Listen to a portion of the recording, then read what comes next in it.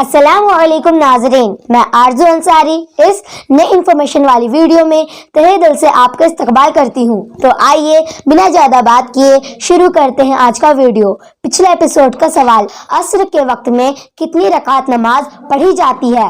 آپ کے آپشن تھے یہ: اے 8 رکعت نماز، بی 4 رکعت نماز، سی 7 رکعت نماز، ڈی 12 رکعت نماز۔ صحیح جواب ہے اے 8 رکعت نماز۔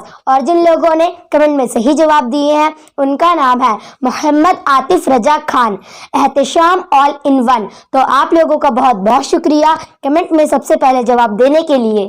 کون سے نبی کو 1300 سال بعد دفنایا گیا؟ آپ کے آپشن: اے حضرت اسماعیل علیہ السلام، بی حضرت عیسیٰ علیہ السلام، سی حضرت یوسف علیہ السلام، ڈی حضرت دانیال علیہ السلام۔ اور آپ کا وقت شروع ہوتا ہے اب۔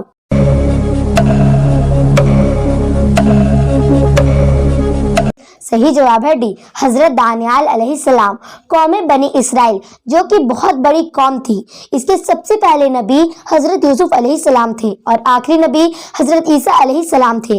بنی اسرائیل کی قوم میں بہت سے انبیاء اکرام آئے اور اسلام کی دعوت دی۔ نبی بدلتے گئے لیکن دعوت صرف یہی تھی: مجھے وقت کا نبی مانو اور اللہ کے سوا کسی اور کی عبادت مت کرو۔ اور آخری میں یہی پیغام ہمارے نبی کریم صلی اللہ تعالی علیہ وآلہ وسلم نے ہم کو دیا۔ آپ نے بھی ایک اللہ کی عبادت کرنے کی دعوت دی۔ اس طرح اسلام کوئی 1400 سال پرانا مذہب نہیں ہے بلکہ شروع سے اسلام ہی تھا، لیکن لوگ گمراہ ہوتے گئے اور اپنے اپنے معبود بنا کر اپنا مذہب بنا لیا۔ کسی نے حضرت عیسیٰ علیہ السلام کو اللہ کا بیٹا سمجھ کر عیسائی مذہب بنا لیا، تو کسی نے محمد صلی اللہ تعالی علیہ وآلہ وسلم کا انکار کر کے یہودی مذہب بنا لیا۔ اور خیر، آج کی اس ویڈیو میں بات کروں گی ایک ایسے نبی کی جو پیدا تو بنی اسرائیل میں ہوئے تھے لیکن ان کو نبی کریم صلی اللہ تعالی علیہ وآلہ وسلم کی امت میں دفن کیا گیا۔ اسی بیچ 1300 سال تک وہ ایک تابوت میں بند رہے۔ یہ بات ہے اس دور کی جب حکومت حضرت عمر بن خطاب رضی اللہ تعالی عنہ کے ہاتھ میں تھی۔ انہی کے دور میں مسلمانوں نے ایران کو ایک شہر کو فتح کیا اور وہاں سے مال غنیمت لینا شروع کیا، لیکن یہاں پر کچھ ایسا ملا جس کو دیکھ کر مسلمان حیران رہ گئے۔ وہ وہاں پر ایک تابوت تھا۔ جب اس تابوت کو کھول کر دیکھا گیا تو مسلمان نے دیکھا ایک انسان کی باڈی اس میں ہے جو حد سے زیادہ لمبی ہے، جس سے معلوم ہوتا ہے یہ اس دور کا انسان نہیں تھا بلکہ بہت 1000 سال پہلے کا کوئی انسان تھا، کیونکہ اس وقت میں کوئی اتنا لمبا انسان نہیں تھا۔ اور اس تابوت کے پاس سونے کی اصرفیاں تھیں اور ایک انگوٹھی بھی موجود تھی۔ وہاں کے لوگوں کا کہنا تھا جب بھی کسی کو کوئی ضرورت پیش آتی ہے تو قرضے کے طور پر یہاں سے سونے کی اشرفیاں لے جاتے ہیں اور ضرورت پوری ہونے کے بعد واپس رکھ دیتے ہیں۔ اور جب کسی انسان کی نیت خراب ہو جاتی ہے اور وہ سونے کی اشرفیاں واپس وہاں نہیں رکھتا ہے تو وہ بیمار ہو جاتا ہے۔ جس کے ساتھ ہی وہاں کے لوگوں نے یہ بھی بتایا جب بھی یہاں بارش نہیں ہوتی ہے اور سوکھا پڑ جاتا ہے تو ہم اس تابوت کو کھلے آسمان کے نیچے رکھ دیتے ہیں اور خدا اس کی برکت سے بارش کر دیتا ہے۔ یہ سن کر مسلمانوں نے فوراً حضرت فاروق اعظم رضی اللہ تعالی عنہ کو ایک خط لکھا اور سارا واقعہ بیان فرمایا۔ جب حضرت عمر فاروق اعظم رضی اللہ تعالی عنہ نے یہ سب پڑھا تو فوراً ایک عالم جو کہ پہلے یہودی تھے اور بعد میں مسلمان بن گئے، ان کو بلایا اور سارا قصہ بیان کیا۔ تو اس عالم نے دھیان سے ایک خط کو پڑھا اور پرانی کتابوں کے علم سے بتایا یہ تابوت اور اس میں موجود باڈی حضرت دانیال علیہ السلام کی ہے، جنہوں نے اللہ سے دعا کی تھی ان کو آخری نبی حضرت محمد صلی اللہ تعالی علیہ وآلہ وسلم کی امت میں دفن کیا جائے۔ یہ سن کر حضرت عمر فاروق اعظم رضی اللہ تعالی عنہ نے فوراً اپنے سپاہیوں کے لیے خط روانہ کیا جس میں لکھا تھا یہ حضرت دانیال علیہ السلام ہے، تم فوراً 13 الگ الگ جگہ قبر کھودو جس کے بارے میں کسی کو خبر نہ ہو اور اس میں سے ایک قبر میں ان کو دفنا دو۔ لہٰذا ایسا ہی کیا گیا۔ اسی وجہ سے آج تک کسی کو پتہ نہیں چلا حضرت دانیال علیہ السلام کی قبر ایگزٹ کہاں ہے۔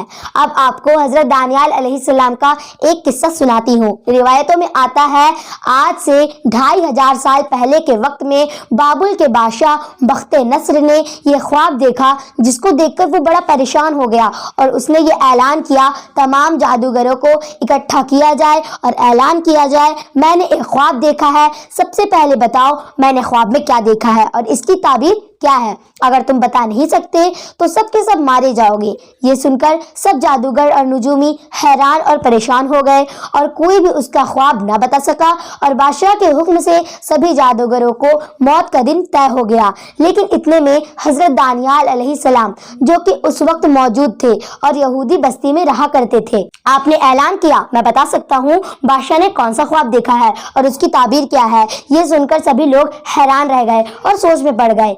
ये बड़े से बड़े जादूगर बादशाह का ख्वाब ना बता सके तो आप कैसे बता सकेंगे? हजरत दानियाल अलैहिस्सलाम को बादशाह के सामने लाया गया जहाँ पर पूरे शहर के लोग थे। बादशाह ने कहा, बताओ मैंने क्या ख्वाब देखा था? हजरत दानियाल अलैहिस्सलाम ने कहा, ऐ बादशाह, आपने ख्वाब में देखा था जमीन के बीच में एक बहुत बड़ा सा पेड़ है, आप उस पेड़ को देख ही रहे थे। इतने में आसमान से एक फरिश्ता उतरा और उसने कहा, इस पेड़ को काट दो, इसकी शाखें तराश दो और इसके फल गिरा दो ताकि सबको मालूम हो जाए हक ताला ही तमाम आलमीन पर हुक्मरानी करता है। जैसे जैसे हजरत दानियाल अलैहिस्सलाम बादशाह का ख्वाब बताते रहे तो बादशाह बख्ते नस्र का चेहरा का रंग बदलता जा रहा था और ये सब सुनकर बख्ते नस्र हैरान हो गया और खड़ा हो गया और उसको देखकर सभी लोग खड़े हो गए और बादशाह ने कहा, ए इब्रानियों के नबी, तूने एक एक अल्फाज सच कहा है, अब बताओ इसकी ताबीर क्या है? हजरत दानियाल अलैहिस्सलाम ने जवाब दिया, ये ख्वाब जो तुमने देखा है ये तुम्हारे लिए अल्लाह ताला की तरफ से संभलने का इशारा है। आपने जो बड़ा सा पेड़ ख्वाब में देखा है वो और कोई नहीं बल्कि आप खुद है। जिस तरह बड़े बड़े हुक्मरानों की सल्तनत तबाह और बर्बाद होती जा रही है, एक दिन आपकी भी सल्तनत खत्म हो जाएगी। बख्ते नस्र ने कहा, आपके पास मेरे लिए कोई नसीहत है? दानियाल अलैहिस्सलाम ने फरमाया, आपकी बुराई और गलतियों को सच्चाई से और अपने बुरे काम को गरीबों और मिस्कीनों पर रहम करके खत्म कीजिए। बादशाह बख्ते नस्र ने यह सब सुनकर ऐलान कर दिया, सब लोग ये जान ले, इब्रानियों के नबी में कुछ मुकद्दस रूह है जिसकी वजह से इनसे कोई राज नहीं छुप सकता और इसका खुदा तमाम माबूदों का माबूद है, इनकी इज्जत करना सब पर फर्ज है। और इसके बाद बख्ते नस्र ने दानियाल अलैहिस्सलाम को बहुत से कीमती तोहफे दिए और एक खास मर्तबे पर पाइस फरमाया और बख्ते नस्र अपना हर फैसला दानियाल अलैहिस्सलाम से मशवरा लेकर किया करता था। इस बात की वजह से कुछ वजीर हजरत दानियाल अलैहिस्सलाम से